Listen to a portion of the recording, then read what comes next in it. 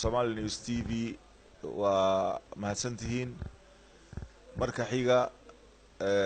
salaanta islaamka ayaan wada leeyahay inta hawada naga ma aragtay dhageysanaysa ama na daawanaysa meel kasta oo ay joogan af Soomaaliga ku hadasha salaanta islaamka assalaamu alaykum wa rahmatullahi wa barakatuh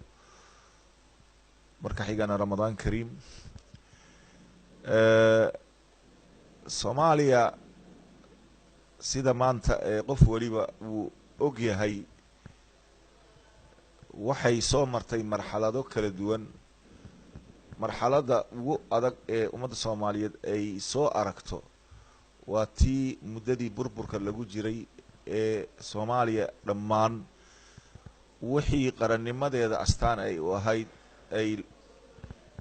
noqotay mid burbur iyo baaba maartay ee ku dhacay shacbigii Soomaaliyeedna u horseeday midnimo la'aan dagaalo sokeeye barakac iyo qaxooti meel waliba adduunyada gaarsiiyay Soomaaliya oo iyada ilaahay nimcadii iyo khayraadkii iyada uu siiyay inay iyada marti ka noqoto wadankeedana uu gacanta u galo maamulkiisa iyo hanashadiisa iyo taladiisa Soomaaliya dadaan u dhalan maantana annagoo og wixii dhibkaasina gaarsiiyay asaaskeeda ay tahay cadaalad darro oo wadankani tan iyo xorriyadda markii la qaatay la kowsatay ilaa iyo yawmana hada soo taagan Soomaaliya mar waliba ayadoo dal muslim ah ayadoo dad maanta ee homogeneous ah ee inay af iyo dhaqan iyo umadnimada ay ka wada midaysan yihiin ayadoo misana la leeyahay ayaa haddana waxaa hoos cararaysa wax ka duwan waxaasi ayadoo aanan dadkeeda si dad wada dhashay wax u wada qaybsan ayadoo aanan talada uga wada qaybgelin ayadoo aan khayraadka u wada qaybsanin ayadoo aanan u wada helin fursadaha ama waxbarasho ama aqoon ama horumar mid deegaan ha noqoto ama mid dadnimo ha noqoto walaalayaal dhibaatadan ee aan haraynin ee salka ku haysa mar walibana cadaalad daradaasi waxaad moodaa dadka qaarkii inay ayaga ay ku qabaan faa'iido gaar ah kuwaasoo mar walibana haddii aananba cadaalad darro iyo sidbursiino iyo aanan iyaga aanan wax lagu siinaynin inay jiritaankooda khatar galay ayaga ay isu haystaan dadka la dulmiyane dhibka uu ku dhacane waa inta Soomaalinimadana jecel wada noolaanshahana jecel dadka Soomaaliyeed si Soomaalinimo ka sokow islaamnimo in la isku xaq dhowro la isku qadariyo qof waliba walaalkii waxa uu ka mudan yahay inuu isaga ku tixgeliyo jecel haddaba in nabadii la isku quursado in isxaq dhowrkii la isku qadarin waayo in lagu waayo wixii xuquuq ahaa ee loo wada siinaa dalka calaashaan ma dagaalantid ma afdheeridid ma indha adagtid ma qayla badnid ma noqotid qof qas iyo qalaanqal looga baqaya haddii wax xaq uu leeyahay uu heli waayo ayaad ku qaday kuna heli weyday wixii aad mudnayd inay noo noqoto qaacida mar waliba soo taagan waa wax nasiib dara ah taa waxa iga keenaya annagoo maanta dawlad Soomaaliyeed wadanka ee meel waliba adduunka shalay meeshii aan wax ka soo bilownay ee la og yahay ee waxa lagu taamayo in wixii dhacay si looga gudbi lahaa ay tahay ayaa wali waxa soo taagan cadaalad daradaas aan tilmaamayo oo dad si gaar ah la beegsanayo oo ay yihiin waliba haddii aan afka ku ballaariyo dadkii shalay Soomaali meel ay wax ku wada qaybsanayso nin walba inta weelkaada keensan la yiri ee mid waliba inta la soo qabtay marka loo buuxiyay ayaga weelka marka ay soo horsadeen la yiri idinka nus baad leedihiin la idin buuxin maayo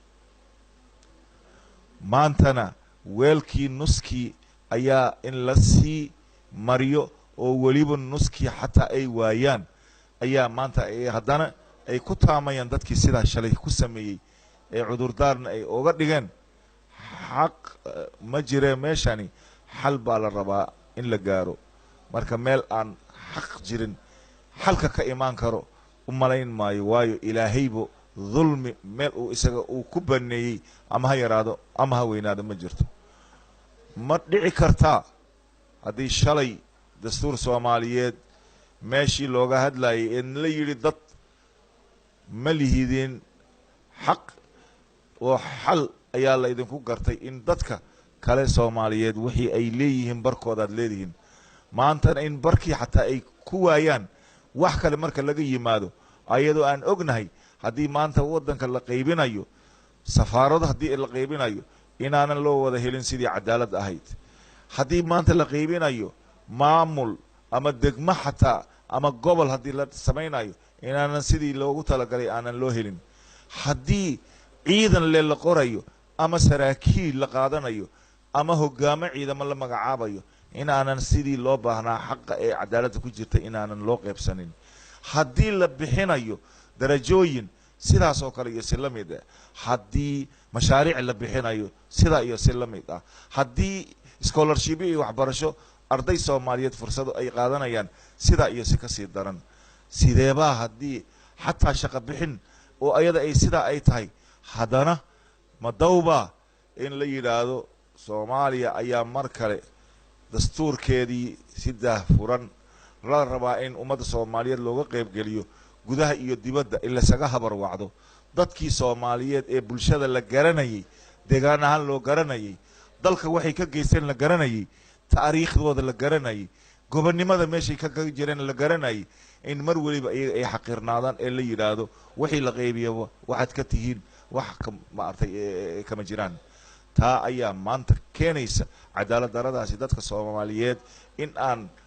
dhibaatadeeda oo aanan laga soo kabsanin ilaa ay hadda dadka mar waliba ee ayaga la soo taagan inaan ummadda soomaaliyeed ilaahay ka sokow hortiisa aan u sheegno wax shaqaynaya ama socon doono inaysan noqonaynin inta cadaalad daro iyo dulmi gacan laysku siinayo ama laysku garabsanayo ama qaarna lagu quudinayo qaarna lagu qadinayo wixii daraad ka dhacay ee loogu magac daray daahfurka dastuurka dadkii soomaaliyeed ee ka soo qayb galay xaashaaye waxba annaga ee turxaan u yeeli mayno laakiin dadkii maamulay ee martigeliyey soomaali sidii la filayay iyo cadaalad in looga soo qayb galo blanariga ee nin walba ee xaq u lahaa ee soomaali inuu ra'yi ku yeesho dastuurkaas ee qaran soomaaliyeed magaciisa lagu dejinayay sidii loo maamulay ee dadka lagu martigeliyey si cadaalad ku jirta ee soomaali ee raalli ka noqon karto ama loo wada dhamaa inaysan ahayn soomaalidana waxay tidhahdaa nin joogo oo aan la tabin ama nin maqan tabistiisa nin joogo waa ku yani qadarin la-aantiisa ama waa ku yani maaragtay qiimeyn la-aantii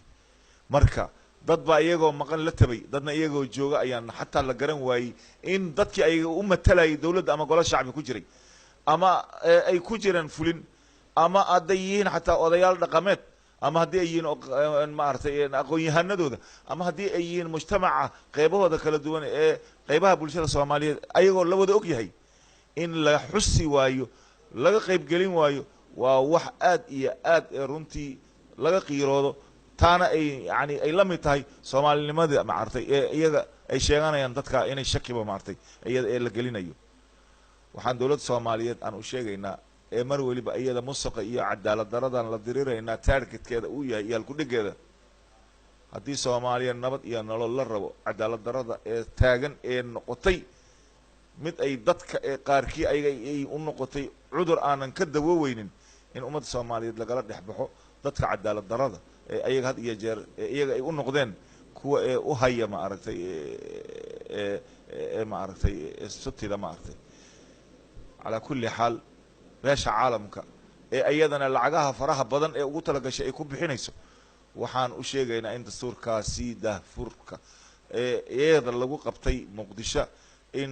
dad badan oo Soomaaliyeed ee mudnaa inay talo iyo ra'yi ku yeeshaan inayan u dhicin sidii loogu talagalay ee uu ahaa mid aanan Soomaali u wada dhamayn horeyaan baarlamaanka hortiisa uga cadeeyay Soomaalidii afar bay u baxday ama u kala qaybsantay dad iyaga tashada dad lala tashada dad laga tashaday iyo dad loo tashaday marka dadka tashadayow iyo dadka wada tashanayo ama lala tashanayo dadka aad ka tashateen iyo dadka aad u tashateen idinkana ilaahay baa idinka horeeye adduunyo aakhira ka dambayse dulmiga aad walaalihiina ku haysaan iska daaya waayo Soomaali way istaqaana daris bay isu degan ay wada degtaa deegaanka ka wada dhaxeeyo dalka ka wada dhaxeeyo dadnimada ka wada dhaxeyso diinta ka wada dhaxeyso in la tabi waayo mujtamac dhan iyo in ka sii badan ee ay hawshooda iska wataan taa micneedu waxay la tahay haulaa la maxal lahum min al-i'rab marka abiilkayga waxaan ku soo gabagabeynayaa anoo mar kale idin kaga mahad celinayo Somali News in ummadda Soomaaliyeed mar waliba inay hoos u eegaan xaq darada iyo cadaalad darada iyo dulmiga abaaday iyo dadka mar waliba lala daba taagan yahay ee dadka Soomaaliyeed ee kuwa waliba dadka iyaga ee ugu maartay nugu lagu tilmaamayo inayan la gaarsiinin wixii shalay bedelay dad badan oo Soomaaliyeed ee ku caan ahaa nabadda iyo samirka maantana meel laga soo qabtay la la'yahay